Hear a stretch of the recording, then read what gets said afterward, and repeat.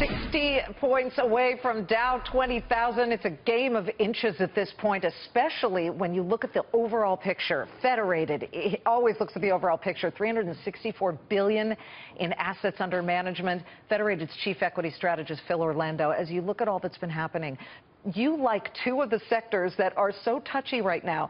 Energy, as we're talking about all of what's going on with Donald Trump, and pharmaceuticals, which he hammered today, saying that they charge the government too much money, yet you say bullish on those two. Well, the pharma situation, I think, is just noise. I mean, think back to Hillary. Didn't with sound like noise to me. Back in 91, 92, the drug stocks dropped, 20, 30%, and then after the dust settled, stocks did pretty well. I think we're looking at a similar situation here.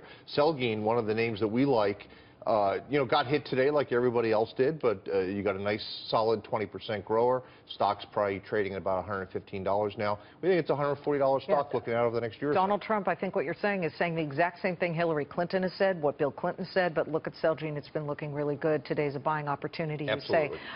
What gets us over Dow 20,000? I'm tired of dragging the hat around, waiting for it. It's growth and earnings. I mean, the transition from Obamonomics to Trumponomics ought to drive GDP growth from this 2% run rate we've been at for the last 7 or 8 years.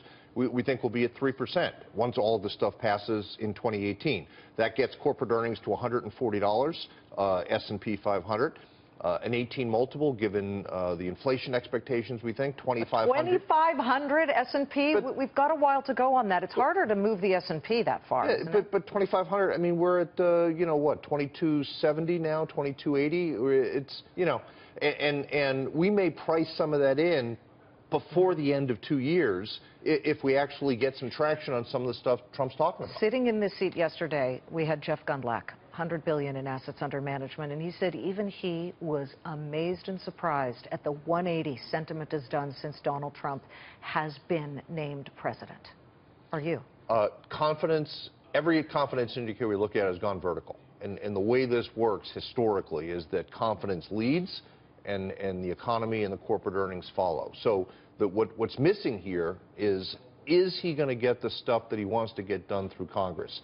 That's the key thing to the Republicans having run the table. We think that a friendly Congress will be able to get most of the stuff through. Which piece of the pie must go through for this market to continue to go higher? Is it tax cuts, infrastructure spending, or something else? I think the tax cuts are the key thing, and deregulation as a part of that. And then what do we do with the increased defense spending, increased infrastructure spending?